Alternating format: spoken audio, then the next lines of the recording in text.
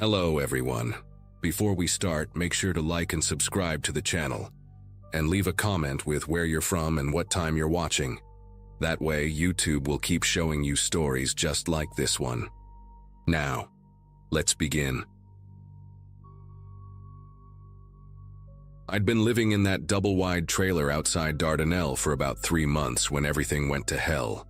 Me and my 2 kids, Kayla, 9 years old, and Brandon, 12, had moved there after my divorce got finalized.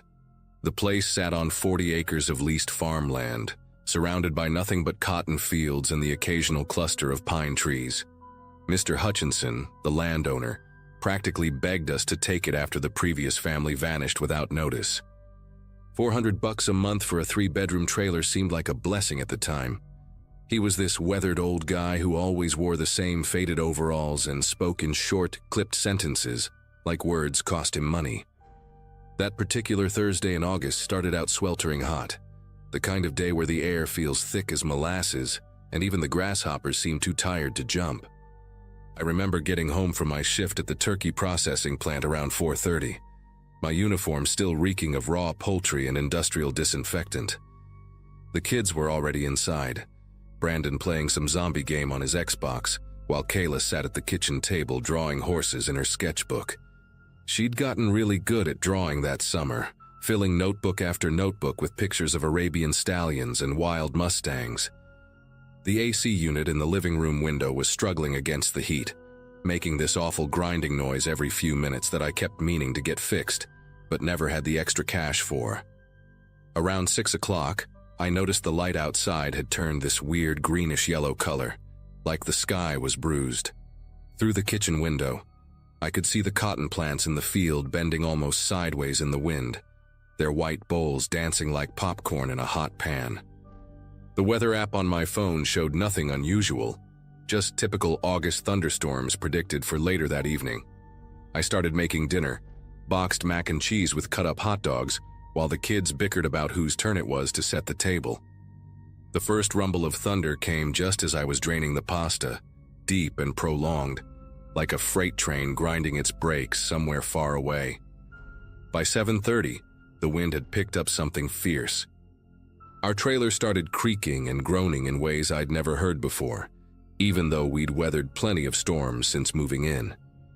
The lights flickered twice, then went out completely.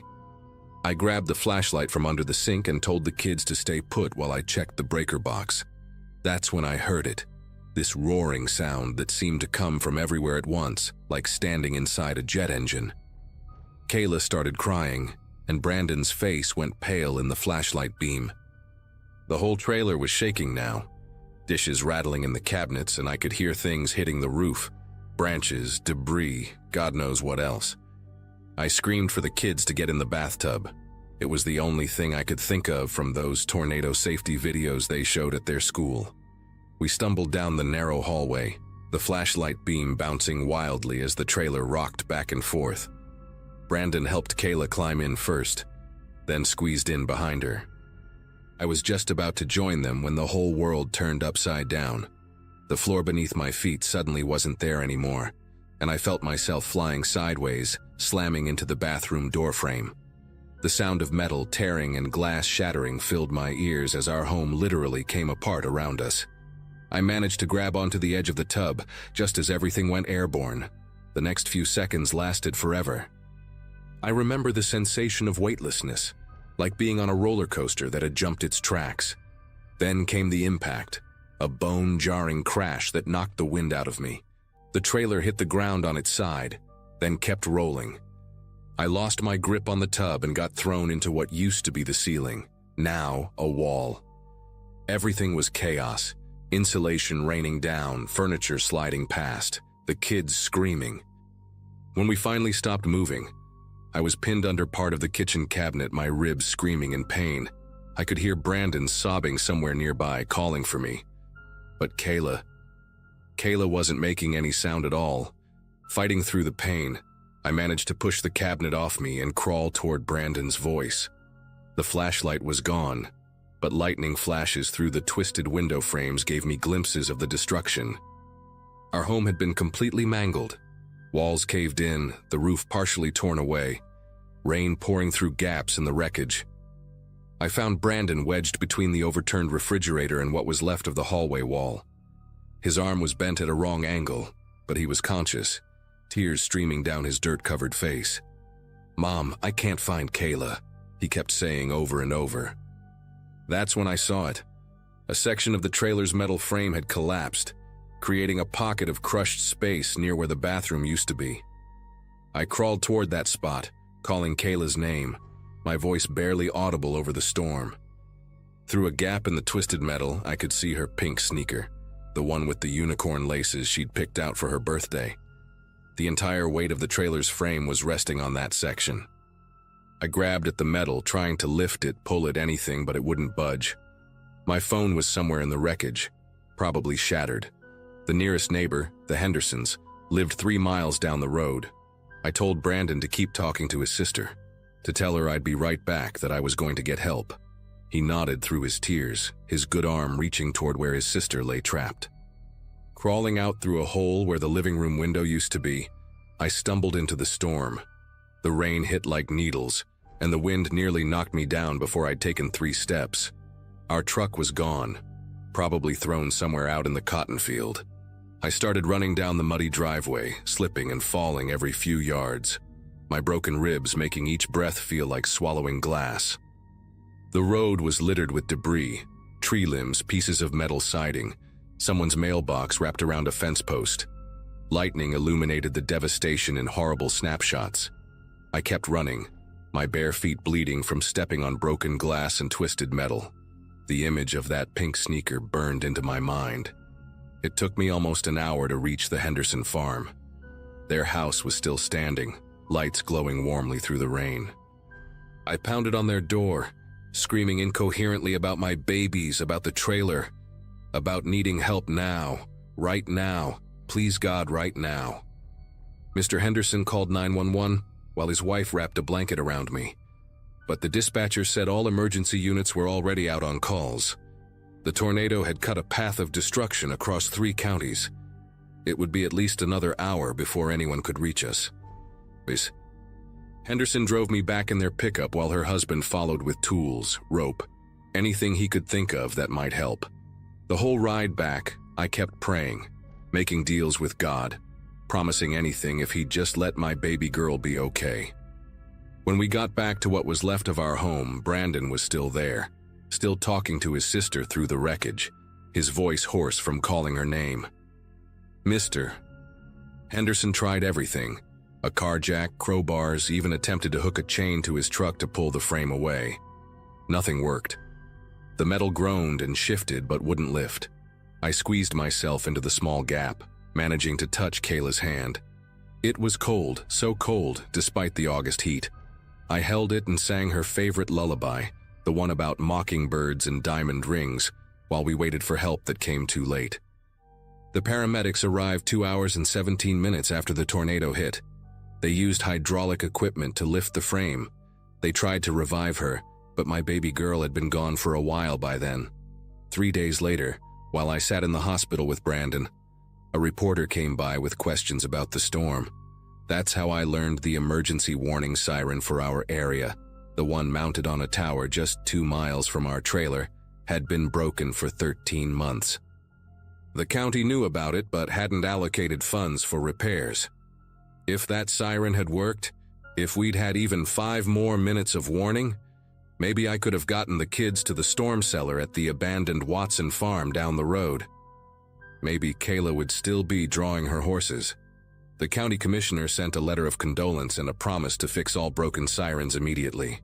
I kept that letter. Sometimes I take it out and stare at it, at all those empty words that came too late to save my little girl.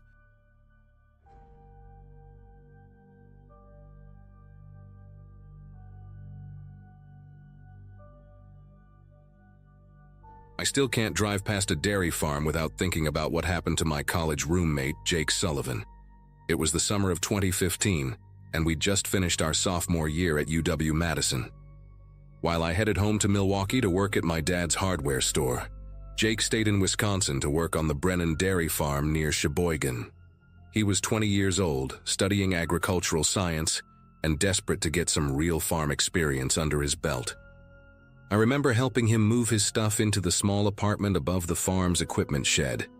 Mr. Brennan, the owner, was this weathered old guy in his 70s who walked with a limp and seemed grateful to have the help. The farm wasn't massive, maybe 80 head of cattle, but with just him and one full-time employee named Carl, they were clearly overwhelmed. Jake was thrilled about the job, texting me constantly that first week about learning to milk cows and operate the equipment. The last time I saw Jake alive was when I drove up to visit him after his second week on the job. It was a Saturday afternoon, and he was buzzing with excitement about impressing Mr. Brennan. We grabbed beers at a local bar, and he kept talking about how he wanted to prove himself, to show he wasn't just another soft college kid. He mentioned this concrete hatch near the main barn that everyone avoided, some kind of underground manure storage tank. Carl, the other worker, had warned him to stay away from it, said it hadn't been properly cleaned in years. But Jake had this look in his eyes, the same one he got before doing something stupidly brave, like when he climbed the campus bell tower freshman year. I bet if I volunteered to clean that thing out, Brennan would be impressed as hell, he said, finishing his third beer. I told him it sounded dangerous, that there was probably a reason nobody wanted to go near it. He just laughed and changed the subject to some girl from his soil science class. 3 days later, on Tuesday morning, I got a call from Jake around 7:30.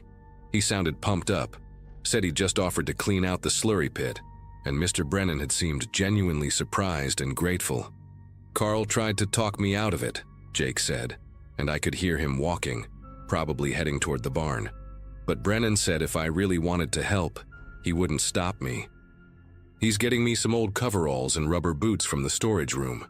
I had a bad feeling about it, and tried to convince him to wait, maybe research proper safety procedures first. But Jake was already set on it. He said the pit hadn't been emptied in almost 3 years because Brennan couldn't afford to hire the specialized cleaning crew that usually handled it. How dangerous can it be? I'll just go down, shovel out what I can reach and come right back up, he said. The casual way he talked about it made my skin crawl. What I learned later, from the investigation reports and news articles, was that Jake had no idea what he was walking into. Slurry pits on dairy farms are basically underground concrete tanks where all the cow manure, urine, and wash water collects. As that waste breaks down, it produces several toxic gases: hydrogen sulfide, ammonia, carbon dioxide, and methane. The methane is particularly dangerous because it's odorless and displaces oxygen. In a confined space like an underground tank, the concentration can be lethal within minutes.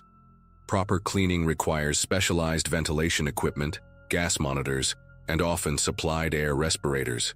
Some farmers even use remote-controlled equipment to avoid sending anyone down there at all. But Jake didn't know any of this, and apparently neither did Mr. Brennan. Or if he did, he didn't share that information. The old farmer just handed Jake those coveralls and boots, maybe mentioned holding his breath, and let a 20-year-old kid climb down a rusty ladder into what was essentially a death trap. Carl later testified that he was in the milking parlor when he heard Mr. Brennan shouting Jake's name repeatedly. By the time Carl ran to the slurry pit, the old farmer was standing at the open hatch, looking down into the darkness and yelling frantically. Jake had been down there for maybe 5 minutes, Carl said, when they'd heard a splash and then nothing. The pit was about 12 feet deep and 8 feet wide, with 3 years' worth of semi-liquid manure filling it about halfway. Carl said he started to climb down after Jake, but the smell hit him like a physical force, not just the stench of manure, but something chemical and wrong that made his lungs burn. He made it down 2 rungs before his vision started spinning, and he had to scramble back up, gasping for clean air. Mr. Brennan was already on his cell phone calling 911, but the nearest fire department with confined space rescue equipment was 45 minutes away. According to the coroner's report, Jake likely lost consciousness within 2 to 3 minutes of entering the pit. The methane concentration at the bottom was later measured at over 300,000 parts per million. Anything over 50,000 is considered immediately dangerous to life. He would have felt dizzy first, maybe tried to climb back up but found his muscles not responding properly. The hydrogen sulfide would have burned his throat and eyes while the lack of oxygen made his brain foggy. He probably fell backward into the slurry, and even if he'd managed to keep his head above the surface, he was already breathing poison with every gasp. The volunteer firefighters who arrived first couldn't do anything but wait for the specialized team.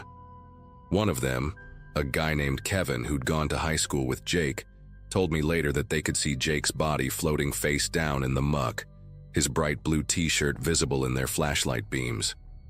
They tried lowering a rope, hoping maybe he'd grab it, but everyone knew it was too late. The specialized rescue team finally arrived with full breathing apparatus and ventilation fans. It took them another hour to set up the equipment and safely retrieve Jake's body.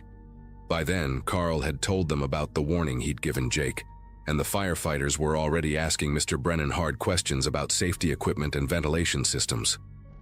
The old farmer kept repeating that he'd never had problems before, that his father had built that pit in the 1960s, and they'd always just held their breath when they needed to check on it. He seemed genuinely shocked that the gases could kill someone so quickly. But when OSHA investigators arrived 2 days later, they discovered something that changed everything. There were supposed to be ventilation fans installed on any slurry pit over a certain size. It had been law in Wisconsin since 2008. Mr. Brennan had even received a warning letter about it 3 years earlier, complete with detailed requirements for the ventilation system and a deadline for compliance that had long passed. I attended every day of the trial that followed.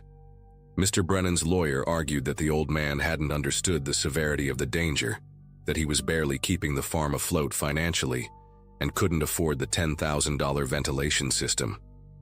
They brought in character witnesses who testified about his generosity, how he donated milk to food banks and helped neighbors during tough times.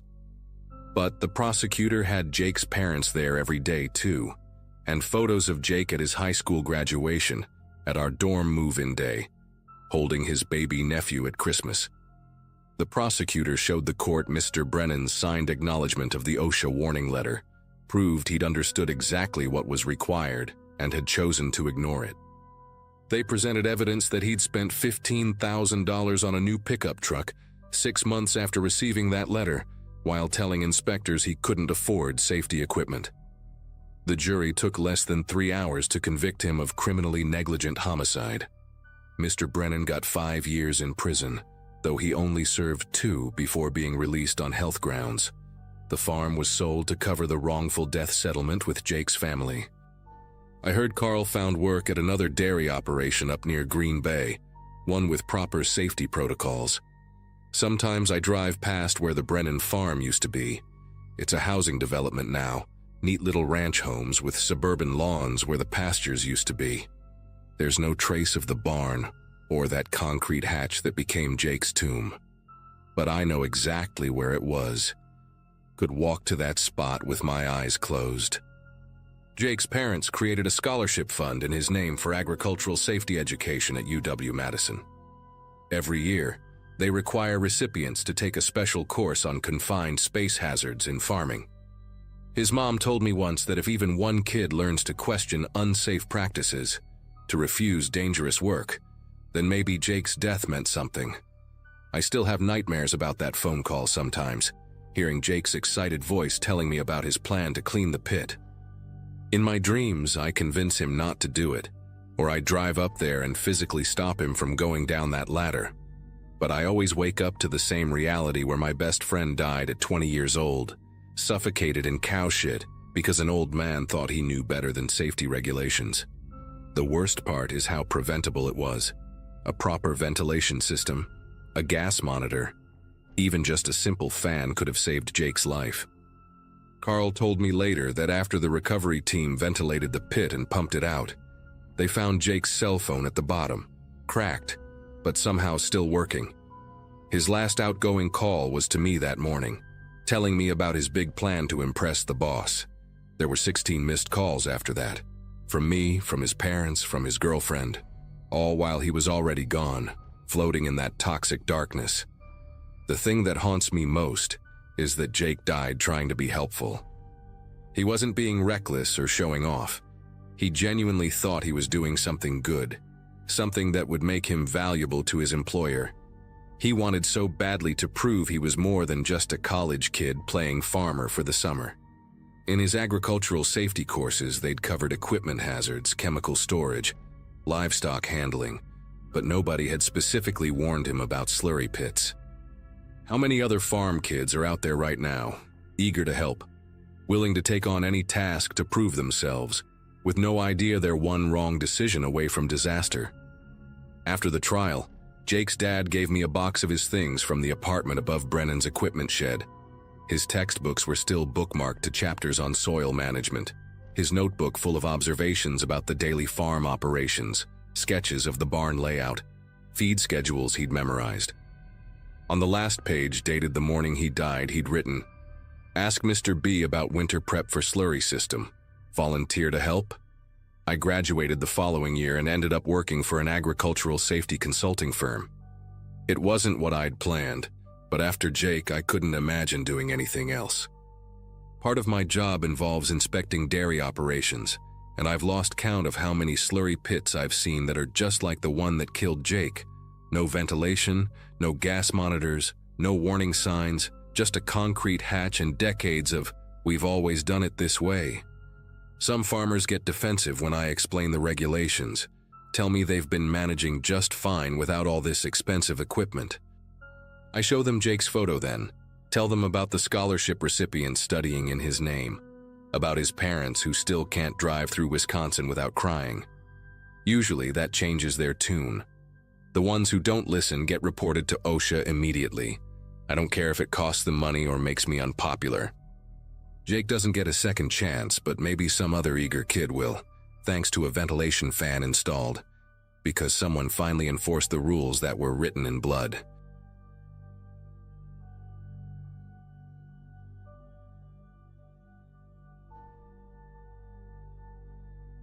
Living out on 40 acres in rural Kansas taught me a lot about being self-sufficient. 4 years ago, when my husband Greg and I bought the property outside Topeka, we thought we'd struck gold. The previous owners left behind a treasure trove of farming equipment in the old red barn. Tractors, plows, seeders, things we had no idea how to use. We kept chickens and a couple horses, but we weren't farmers by any stretch. Greg worked in insurance, traveling 3 or 4 days a week to meet clients across the Midwest. I ran my graphic design business from home, enjoying the peace and quiet that came with country living. The nearest neighbor was half a mile down the gravel road, and that's exactly how we liked it. That morning in early April started like any other. Greg had left before dawn for a conference in Oklahoma City, kissing me goodbye while I pretended to still be asleep. Around 9, I decided it was finally time to clear out some of that old equipment gathering dust in the barn. We'd been talking about it for months, and with spring cleaning fever hitting me hard, I grabbed my phone and started taking pictures. The John Deere seeder looked ancient but solid. There was a disc harrow that seemed to be in decent shape, and a cultivator that had definitely seen better days. I posted everything on Facebook Marketplace with reasonable prices. Wasn't looking to get rich, just wanted the space back. Within an hour, my phone started pinging with interested buyers. Most messages were typical. Lowball offers, people asking if I'd deliver 2 hours away, folks wanting to trade for things I didn't need. But one caught my attention. A guy named Robert said he and his brother were starting a small farm operation near Salina, about an hour west. They were interested in the seeder and cultivator, willing to pay full asking price, cash in hand. Could they come by that afternoon around 3? His profile looked legitimate enough. Middle-aged guy, pictures with what looked like family, member since 2014. I messaged back saying 3 worked perfectly. He responded immediately, asking for the address and confirming they'd be driving a white Ford F-250 with a trailer. Professional, polite, exactly the kind of buyer you hope for when selling online. The dog started barking around 2:45, earlier than expected. Our 2 German shepherds, Max and Bella, always announced visitors long before they reached the house. Through the kitchen window, I watched a white pickup truck rolling slowly up our long driveway, dust cloud trailing behind it. They'd brought a decent-sized trailer, which made sense for hauling the equipment. Two men got out, one tall and lean wearing a faded Carhartt jacket, the other shorter and stockier in a baseball cap. The tall one waved as he approached the porch, and I noticed he walked with a slight limp. The shorter one hung back by the truck, lighting a cigarette. Something about their body language seemed tense, but I chalked it up to them being tired from the drive. "You must be Robert," I said, stepping out onto the porch. The tall one nodded, but didn't offer to shake hands. "That's right. This is my brother Dale." He gestured toward the shorter man, who gave a brief nod without moving closer. "Beautiful property you got here. Real peaceful." His eyes weren't looking at the property, though. They were scanning the windows of the house, the driveway behind them, the fields stretching out on either side. I felt a flutter of unease but pushed it down. City girl paranoia, I told myself. These were just country folks checking out the lay of the land. "The equipment's all in the barn," I said, pointing to the red structure about 50 yards from the house. "Want to head over and take a look?" Robert nodded again, and Dale finally moved away from the truck, flicking his cigarette into the gravel. The barn felt cooler inside, that familiar smell of old hay and motor oil hitting me as we entered through the side door. Dust particles danced in the shafts of afternoon light streaming through gaps in the wooden slats. I led them past the horse stalls where our two mares, Penny and Sugar, watched us with mild interest. The equipment was stored in the back section, covered in tarps I'd pulled off that morning for the photos. "Here's the cedar," I started, but Robert had stopped walking. He stood between me and the door we'd entered through while Dale moved to my other side. The atmosphere shifted instantly, like the air before a thunderstorm. Dale reached into his jacket pocket, and I saw the glint of metal as he pulled out a folding knife, flicking it open with practiced ease. "Here's how this is gonna go," Robert said, his polite demeanor evaporating. His voice was different now, harder, colder. "You're gonna give us your car keys and whatever cash you got in the house. Then we're all gonna take a nice walk back there. Real calm-like." Time seemed to slow down as my mind raced through options. The main barn door was padlocked from the outside. I'd done that myself this morning out of habit. The side door they'd blocked was the only other exit except for the opening between the horse stalls that led to the small paddock outside. It was maybe 15 feet away, but Dale stood directly in my path, that knife catching the light as he shifted his weight.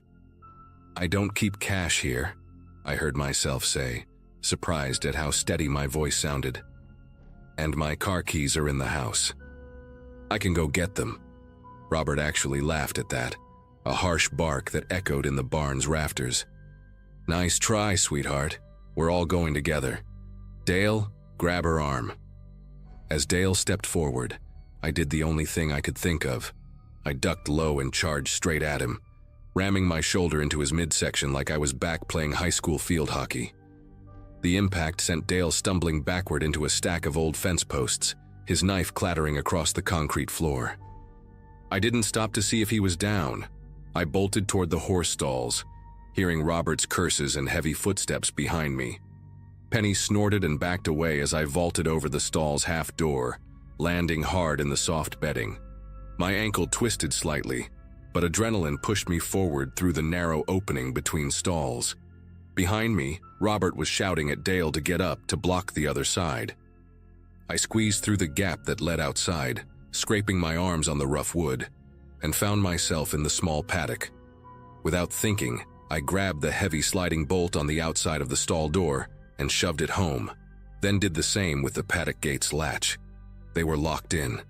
My whole body was trembling as I backed away from the barn, hearing them pounding on the walls, their shouts muffled but furious. I ran to the house faster than I'd ever moved in my life, fumbling with my phone as I went. My fingers wouldn't work right. It took 3 tries to unlock the screen and dial 911. 911, what's your emergency? The dispatcher's calm voice seemed surreal against the chaos in my head. 2 men tried to rob me. They're locked in my barn. They had a knife, I gasped out, giving her the address between ragged breaths. "Are you safe now, ma'am? Are you inside your house?" I reached the back door, slamming it behind me and throwing the deadbolt. Yes, I'm inside. They came about buying farm equipment, but they pulled a knife on me in the barn." Through the kitchen window, I could see their white truck still parked in my driveway. "Officers are on the way. Stay on the line with me," the dispatcher said. I grabbed Greg's shotgun from the hall closet, checking that it was loaded even though I'd only fired it once at clay pigeons. The next 20 minutes felt like hours. I sat on the kitchen floor with my back against the cabinets, shotgun across my lap, phone pressed to my ear as the dispatcher kept me talking. She asked about the men's descriptions, their vehicle, what exactly had happened. I could still hear occasional banging from the barn, though it had gotten quieter. Part of me worried they'd find a way out. Old barns always had loose boards somewhere. But mostly I just kept picturing Dale's knife, the casual way he'd opened it, like he'd done this before. When I finally heard sirens in the distance, I started crying. Not from fear anymore, but from sheer relief. 3 sheriff's cars came flying up the driveway, dust swirling everywhere. I set the shotgun on the counter and met them at the door, my legs barely holding me up. "They're in the barn," I managed to say, pointing with a shaking hand. I locked them in through the horse stall. The deputies approached the barn with weapons drawn, ordering whoever was inside to come out with hands visible. For a moment, there was silence. Then Robert's voice, trying to sound innocent. "Officers, this is a misunderstanding. This crazy woman locked us in here for no reason." One deputy stayed with me while the others surrounded the barn. They eventually got the men out, both looking considerably less threatening in handcuffs. Dale had a nasty bruise forming on his ribs where I'd hit him, and Robert's nice guy mask had completely disappeared. As they were led to separate patrol cars, the lead deputy, a woman named Officer Torres, took my full statement. "You did exactly the right thing," she told me. "That was quick thinking with the horse stall." She then delivered news that made my knees weak all over again. "We ran their plates on the way here. That truck was reported stolen from Wichita 2 days ago." The investigation that followed revealed something even more disturbing. Robert and Dale, not their real names of course, were serial predators who'd been working across Kansas for months. They specifically targeted women selling farm equipment or livestock online, showing up when they knew the sellers would be alone. I was the 5th woman they'd approached, but the first to escape and get them caught. The other victims had been robbed of cash, vehicles, and in one case seriously injured when she tried to resist. They'd kept detailed notes in their truck about potential targets, including several more women they'd been planning to visit. I had to testify at their trial 8 months later, reliving that afternoon in detail. They both got 15 to 20 years. Greg installed security cameras the week after it happened, and we got a 3rd German Shepherd. I still sell things online occasionally, but never when I'm alone. And I always meet buyers in the parking lot of the sheriff's station in town now. Some might call that paranoid. I call it learning from experience.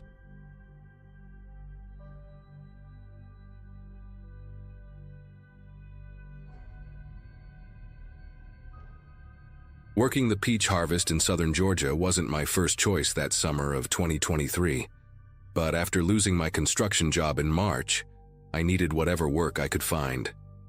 The Garrison family farm outside Valdosta promised steady pay through September, plus housing in their worker barracks. When I arrived in late July, the heat hit like a physical wall, that thick, wet Georgia heat that makes your clothes stick to your skin before you even start working. The barracks were nothing fancy, just converted shipping containers with bunk beds and window AC units that barely kept up with the temperature. I shared my container with 5 other guys, including Miguel, a quiet man from Guatemala who'd been coming to the same farm for 3 seasons straight. He kept to himself mostly, sending money back home to his wife and kids, but he taught me which trees had the ripest fruit and how to avoid the fire ants that built their mounds between the rows. The foreman, a wiry man named Donovan with sun-damaged skin and pale blue eyes, ran the harvest operation with military precision. He'd been with the Garrison family for over a decade, living in a double-wide trailer at the edge of the property. Something about him put everyone on edge. Maybe it was how he'd appear suddenly between the trees when you least expected it, or how he'd dock pay for bruised fruit even when it wasn't your fault. Miguel had warned me on my first day to keep my head down around Donovan, said the man had a temper that could turn on you like a summer storm. The other workers had their own stories about Donovan's moods, whispered conversations in Spanish that would stop whenever he walked past. But the money was decent if you made quota, and I figured I could handle a difficult boss for a few months. Looking back now, I should have paid more attention to the way even the most experienced pickers would tense up when Donovan's white Ford Ranger came bouncing down the dirt roads between the orchards. Everything changed on a Thursday morning in early August when Miguel didn't show up for the 5 a.m. shuttle to the orchards.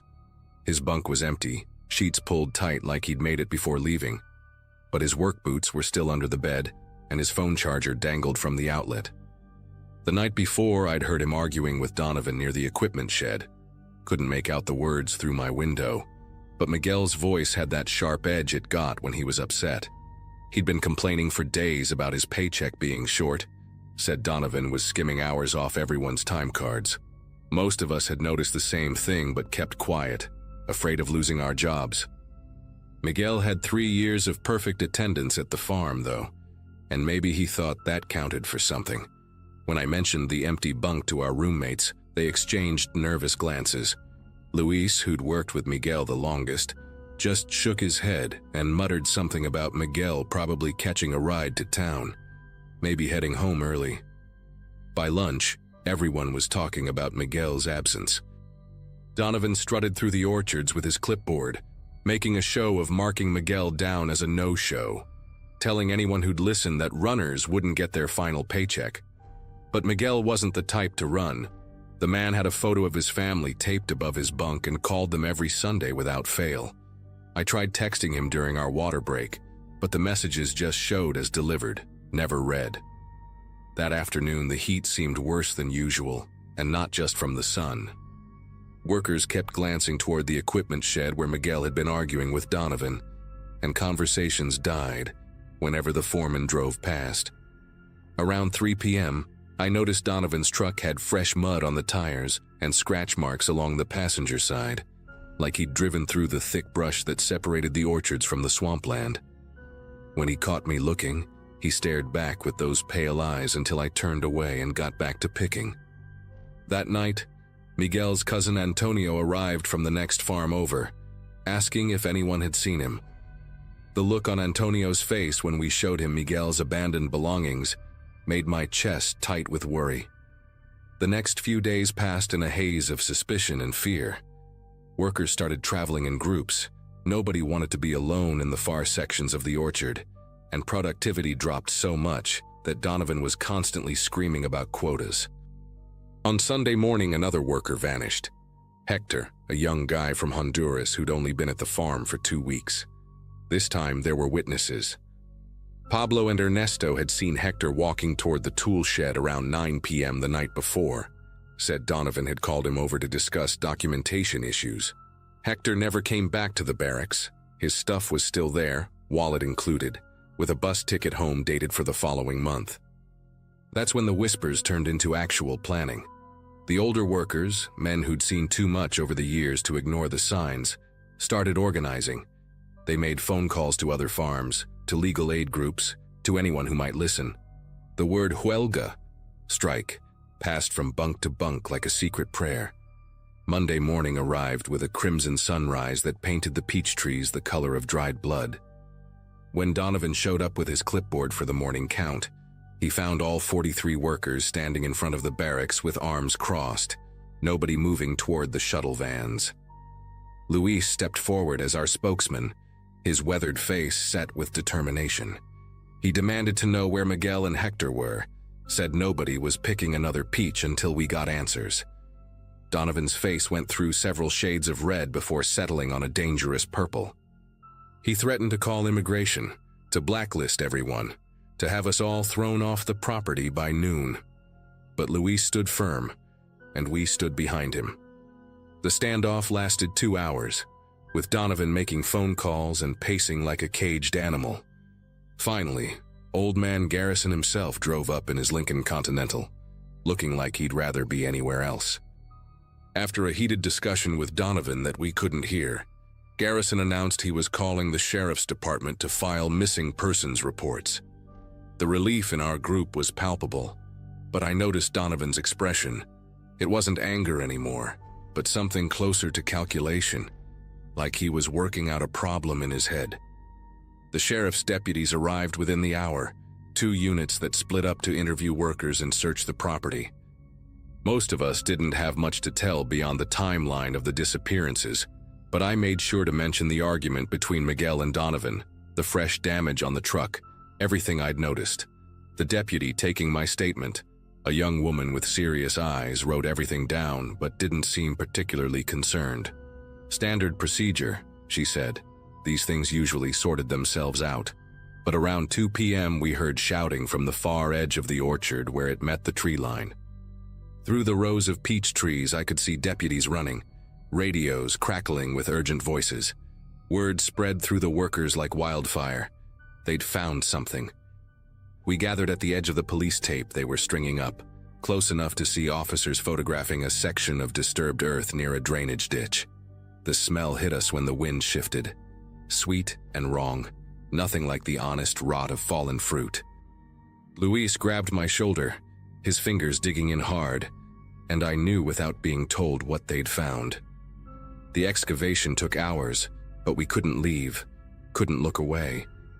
When they finally brought up the body wrapped in a blue tarp, Antonio let out a sound I'll never forget. Half sob, half scream. Even from a distance, we could see the Guatemala soccer jersey Miguel always wore on Sundays. The sheriff's department immediately cordoned off the entire orchard as a crime scene, and more units kept arriving, including state police and what looked like forensic teams. Donovan was nowhere to be found. His trailer sat empty, truck gone, like he'd vanished into the humid Georgia air. Garrison stood by his Lincoln, face gray with shock, repeating to anyone who'd listened that Donovan had worked for his family for 12 years, that this had to be some kind of mistake. But then one of the workers, Cesar, remembered something. The farm had installed trail cameras last season to catch whoever was stealing equipment. Cesar had helped set them up, knew where they were positioned. He told the deputies about a camera near the tool shed, another by the main road through the orchards. The investigators practically ran to check the footage, leaving us standing there in the brutal afternoon heat, trying to process what was happening. They moved us all to the mess hall while they reviewed the camera footage, deputies taking statements and contact information from every worker. Through the windows, we could see more investigators arriving, some in suits despite the heat. Around 5 p.m., a detective came in and asked specifically for those of us who'd roomed with Miguel. His questions were detailed. When exactly did we last see him? What was his mental state? Had Donovan ever threatened him before? Then he asked something that made my skin crawl. Had any of us noticed Donovan driving through the orchards late at night recently? Several hands went up. Tomas had seen headlights moving through the trees around midnight 3 nights ago. Jorge mentioned hearing an engine revving near the equipment shed after everyone was asleep. The detective's face remained carefully neutral, but I saw him exchange a look with his partner. They thanked us and left, but not before telling us to stay available, that they might have more questions soon. The news came just as the sun was setting, painting the sky the color of overripe peaches. The lead detective gathered us outside the mess hall, his expression grim. They'd found footage, he said, from the night Miguel disappeared. The camera near the main road had captured something around 11:47 p.m. Miguel running through the orchard rows, stumbling, looking back over his shoulder. Then seconds later, headlights. Donovan's white Ford Ranger barreling through the trees, gaining ground. The footage cut out there, the camera's memory card full, but it was enough. They'd issued a warrant for Donovan's arrest, put out an APB across 3 states. The detective wouldn't tell us more about Miguel's condition when they found him, just that the medical examiner would determine the cause of death. But Pablo, who'd helped move the body to the coroner's van, whispered later that he'd seen bruising, signs of violence that made him sick to think about. We all knew then. Miguel hadn't just been killed. He'd been hunted through those trees like an animal, run down by a man who was supposed to be managing the harvest, not harvesting lives. That night, none of us slept. We sat outside the barracks in small groups, sharing cigarettes and memories of Miguel, wondering about Hector and whether they'd find him too. The state police had brought in dogs and ground-penetrating radar, turning the whole farm into a search grid. Around 3 a.m., they found Hector's body in a well on an abandoned section of the property, weighed down with concrete blocks. The same pattern of injuries, the detective told us later, evidence of being struck by a vehicle. By dawn, the farm was swarming with federal investigators, news vans lined up along the county road, helicopters circling overhead. Garrison had lawyers present now, claiming complete ignorance of his foreman's actions. But more stories started emerging. Workers from previous seasons coming forward, talking about people who'd disappeared, about Donovan's threats, about wages withheld and violence implied. Luis told the investigators about a Haitian worker from 2021 who'd vanished after complaining about pay, another from 2020 who'd supposedly gone home in the middle of the night. The scope of what might have been happening at that farm for years was staggering. They caught Donovan 3 days later at a truck stop in Alabama, sleeping in his Ford Ranger with dried blood still on the front bumper and Miguel's wallet in the glove compartment. He claimed it was all a misunderstanding, that Miguel had attacked him first, that Hector had tried to steal from the farm. But the evidence told a different story, a pattern of violence against workers who challenged him, who demanded fair wages, who threatened his little kingdom of fear. The trial made national news, especially when they expanded the search and found 3 more bodies on the property, workers from previous years that no one had reported missing because who was going to listen to illegal immigrants disappearing from farms? In the end, Donovan got life without parole, and the Garrison farm was shut down permanently. I left Georgia right after giving my testimony, drove straight through to my sister's place in Ohio without stopping. Sometimes I still dream about those peach trees and the sound of Miguel running through them in the dark. I work construction again now, and whenever young guys talk about easy money picking fruit down south, I tell them this story. I tell them about Miguel, who just wanted his fair wages, and Hector, who was barely 22, and all the others whose names we might never know. And I tell them to be careful who they trust with their lives, because sometimes the real harvest is something much darker than fruit.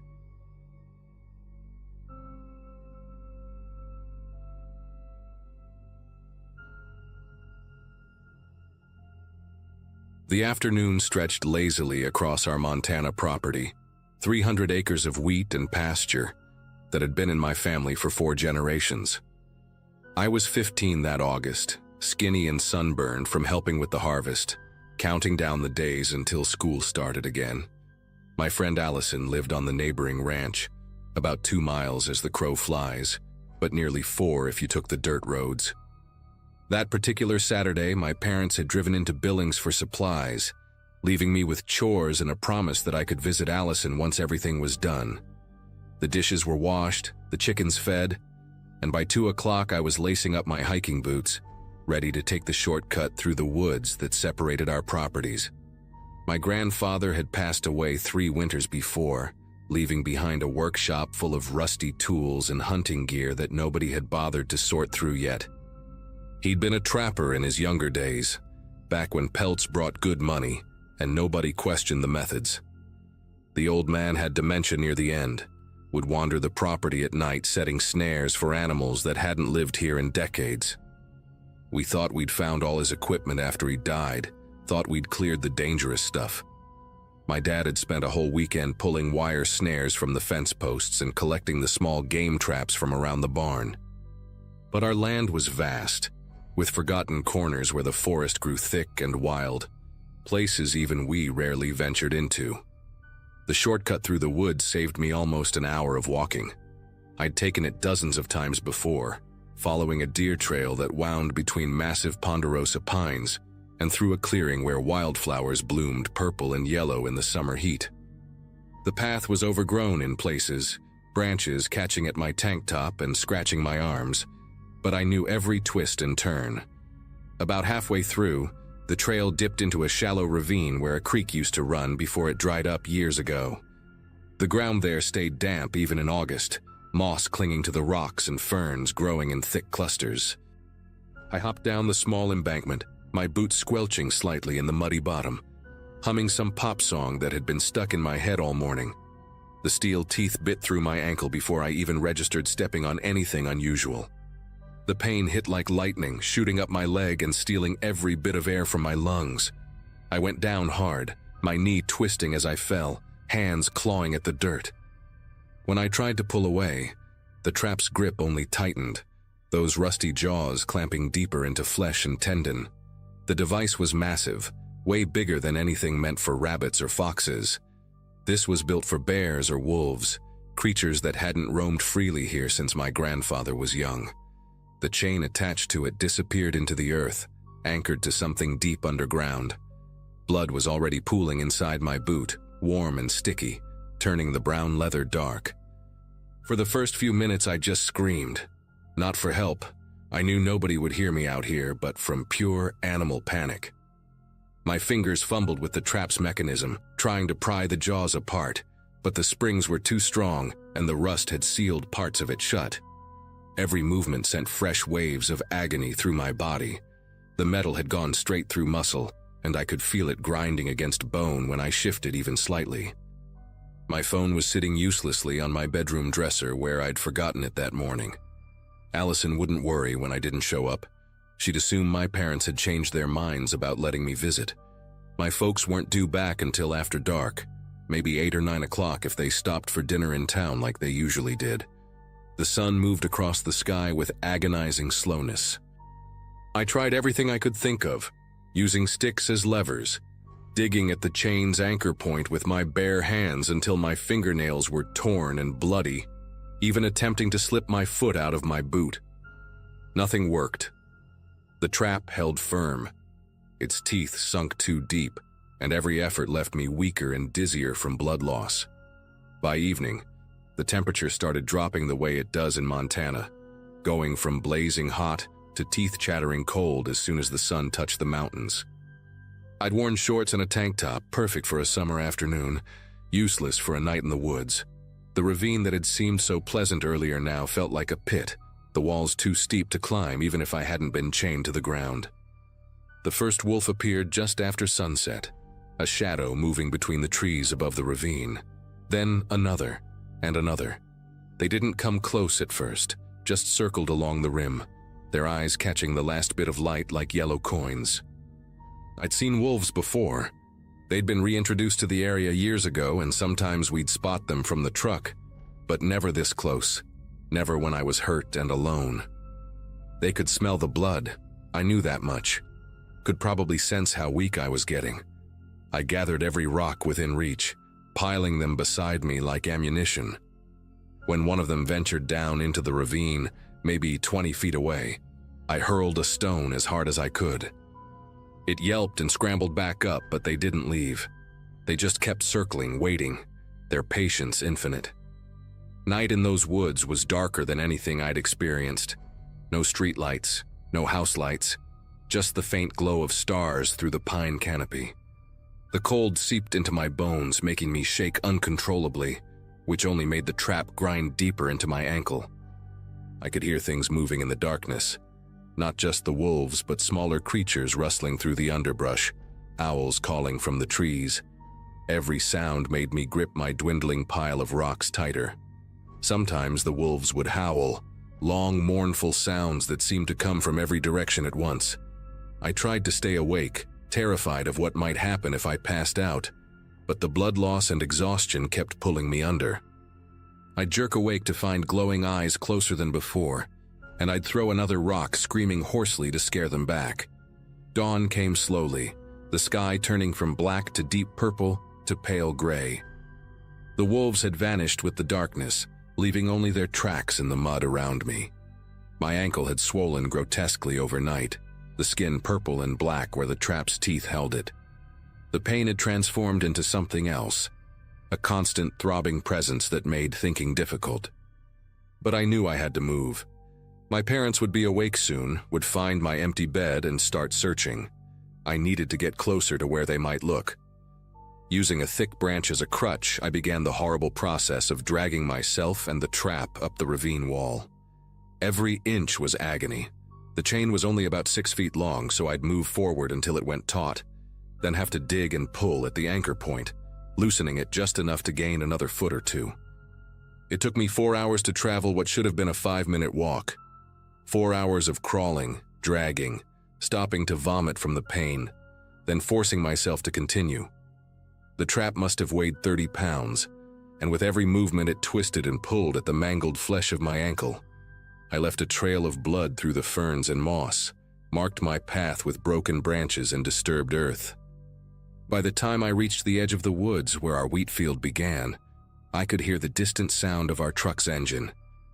My vision kept going dark around the edges, but I pulled myself into the open field, into the blazing morning sun where they'd be able to see me.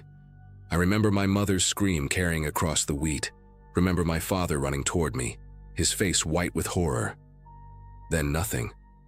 I woke up in the hospital 3 days later, my left leg ending at the knee. The doctor said the trap had crushed too many bones, severed too many nerves, and infection had set in despite their efforts. They'd had to use specialized equipment just to remove the trap. Those old bear traps were designed never to let go, and this one had rusted shut after decades buried in the earth. The game warden who investigated found 14 more traps scattered across our property, some buried so deep that only their chains were visible. All of them were illegal, had been illegal for 50 years or more. My grandfather had apparently spent his final confused years creating a minefield that nobody knew existed, placing traps in random locations that only made sense to his fractured mind. The investigation made the local news, warning other families to check their properties for old trapping equipment. 2 more farms in our county found similar hazards hidden in their woods. I spent months learning to walk with a prosthetic, longer learning to trust the ground beneath my feet again. Even now, 10 years later, I can't walk through tall grass without looking down, can't step anywhere I can't see clearly. My parents sold the farm the following year. Too many memories, too much guilt. They still blame themselves for not searching every inch of those 300 acres. But honestly, who would think to look for bear traps in places bears hadn't lived for generations? Who expects danger like that on their own land? Sometimes the most terrifying things aren't strangers or monsters. They're the forgotten dangers left behind by people we loved, waiting patiently in the dark for someone to stumble across them.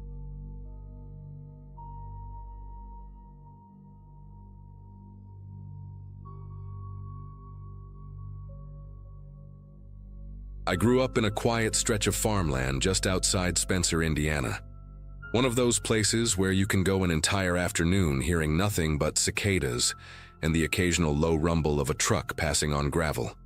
My dad, Warren, ran a small equipment repair shop out of our property, and we had this big old red tractor that he'd bought used from a neighbor. Most Saturdays I'd hang around while he worked, sometimes sweeping up, sometimes just watching. That day, I remember the air being thick and humid, with a gray sky that threatened rain but never followed through. I was 10, eager to be useful, always looking for ways to show my dad I was more than just a tag-along. We were out behind the shed, next to the cornfield where the grass always grew a little higher than anywhere else. The tractor had been giving him trouble, something about the hydraulic lift not locking in place. He had it jacked up with one of those massive shop lifts, and he'd slid underneath with a socket wrench, mumbling to himself the way he always did when he was deep in thought. I stood nearby, shifting from foot to foot, watching the way his boot stuck out from under the frame. At some point he asked me to grab a tool from the open case beside me, something simple like a flathead. I handed it to him, proud to be helping. While he kept working, I noticed the lever for the lift. It looked stiff, and I thought maybe I could help by nudging it slightly so it would click into place. He hadn't told me to touch it. I just assumed I was doing him a favor. I remember placing both hands on it and giving it a little push. There was a hissing sound like air escaping a tire. and then this awful mechanical groan as the lift began to lower. I didn't realize what was happening until I heard him yell. Not a word, just this raw, choked sound that shot straight through me. I panicked and tried to pull the lever back up, but it was stuck. I ran around to the side and saw the lift had dropped all the way down onto his torso. His legs were kicking slightly, then stopped. I didn't know what to do. I started screaming for help, but we were too far from the house for anyone to hear. I ended up running barefoot because I'd kicked my shoes off earlier, through the mud and gravel back to the porch to grab the cordless phone. I remember punching 911 with hands slippery from sweat and grime. I couldn't think straight. I just kept repeating, "He's under the tractor. He's stuck. Please send someone." The ambulance arrived fast, or at least faster than I thought was possible out there. I remember sitting on the steps covered in dirt, my legs scratched from the weeds, while two paramedics and one of the volunteer firefighters worked to raise the lift again. Dad was still breathing, but it was shallow, and his eyes were wide like he was looking at something that wasn't even there. They talked in short, sharp phrases. Stabilize internal trauma. Get him to the hospital now. I couldn't look away from the deep indent left on his shirt where the lift had pressed down. It didn't seem real that something so solid could leave a mark like that on a person. He made it through the ride to the hospital, and even through the night. The doctors told us he had multiple fractures and they were concerned about bleeding they couldn't immediately locate. Mom stayed by his side, barely blinking, while I sat outside the room with a cup of vending machine cocoa that had gone cold. Every few minutes, a nurse or tech would walk past and glance at me, like they weren't sure if I was part of the family or just lost. I kept expecting someone to yell at me, to say what I'd done, but no one did. The guilt was already crawling through me like something alive. I didn't sleep that night. I couldn't. 3 days later, around noon, he was gone. They said it was a complication, something internal that ruptured suddenly. The word suddenly didn't sit right with me. Nothing about it had felt sudden. It felt like it had been waiting. I didn't go to the funeral. I stayed in the barn, in the far corner where the hay bales were stacked against the wall, and I didn't come out until well after everyone had left. Mom didn't even come looking for me. I think she knew I needed to be alone. I kept going over it in my head. What I did, what I touched, how I shouldn't have. It wasn't until nearly a year later that I found the safety block. It was bright orange, with a chipped corner, and had been shoved behind a stack of old buckets in the barn. That thing was always supposed to go under the lift as a precaution. My dad never worked under anything hydraulic without using it. Never. And yet that day, it hadn't been there. I don't know if he forgot, or if we were in a rush, or maybe he assumed I'd seen him put it in place, but it wasn't there. I sat there staring at it for hours like it would give me some kind of answer. All it gave me was silence, and maybe a little less blame. I didn't tell anyone about the safety block. Not right away. For years, I carried the weight of what happened like it was branded onto me. Anytime someone mentioned my dad, even in passing, I'd tense up, expecting the story to come up. But no one ever blamed me, at least not out loud. People in town mostly said it was a freak accident. A tragedy, they'd call it, or one of those things you just can't predict. But I knew the truth wasn't that clean. It lived in the gaps, like how a 10-year-old kid should never be left near a control lever, or how a safety block that was always used just happened to be forgotten that day. It changed me. I stopped going into the barn. I stopped hanging around machines. I avoided that tractor like it had grown teeth. Eventually, Mom sold it to someone a few towns over. I didn't say goodbye to it. That probably sounds strange, but for me, that machine had become something else entirely. It didn't matter that it wasn't alive. In my head, it had taken something from me. The sight of it made my chest feel tight, like I was bracing for something to go wrong all over again. Years later, when I was older, I finally told my uncle about the block. He'd worked with my dad often and knew how meticulous he was. I half expected him to tell me I was wrong, that the block must have been somewhere else, that I'd imagined it. But he just nodded slowly, like he'd been waiting for me to say it. "Warren didn't cut corners," he said. but even the careful ones miss something once in a while. It didn't erase anything, but it helped me shift the weight a little, made it feel like maybe I hadn't been the only reason that day went sideways. I still think about it, especially on quiet mornings when the sky looks like it did that day, gray and full of promises it never keeps. I never went into machinery or repair like I thought I might. Ended up working in a library, actually. Funny how life reroutes you. I still carry pieces of that day, and I probably always will. But I've learned to stop letting it define who I am. I was just a kid who made a mistake.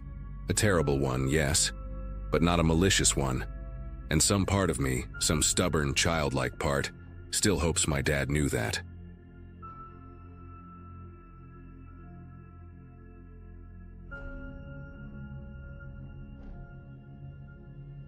I wasn't planning to move back to the farm. It was never part of the plan, not even after the divorce. But when the papers were signed and the house sold quicker than I expected, I needed somewhere stable, somewhere familiar. So I packed up my Subaru with what was left of our life and drove my son Tyler back to the place I hadn't set foot in since 2009. The farm had been in our family for generations, tucked about 20 minutes outside a small town called Fairgrove, Missouri. It still smelled like dust and old wood, and the floorboards creaked in the exact same places they used to when I was a kid. We moved in mid-September, just before the first cold snap, and tried to settle into some kind of rhythm. Tyler wasn't thrilled. He was 16 and used to sidewalks, gas stations, and late-night gaming with his friends. Here, the internet barely worked, and the nearest neighbor was a good half-mile away. But he tried. I'll give him that. We'd spend the evenings on the back porch, me with a cup of tea, him sulking with his earbuds in, and watch the trees shift from green to gold. He helped me clean out the barn, carried boxes up to the attic, even fixed the screen door after it slammed one too many times. It felt like maybe, just maybe, this place would help us both catch our breath. That afternoon started like any other. I'd gone into town to pick up groceries and swing by the post office.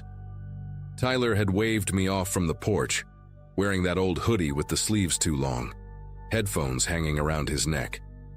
He said he might ride his bike along the old gravel path behind the shed, just to kill time. I remember smiling and telling him to stay where I could find him. The drive to town takes about 25 minutes each way, plus another 30 or so running errands. I wasn't gone more than 2 hours, tops. But when I pulled back into the driveway, something felt unbalanced. The front door was wide open. At first, I thought maybe I'd forgotten to shut it properly. But then I noticed Tyler's bike. It was lying sideways in the grass just past the porch steps, still with one pedal slowly turning like it had been dropped seconds before.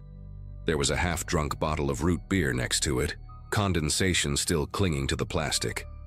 I called his name, assuming he'd just stepped into the shed or wandered toward the edge of the property.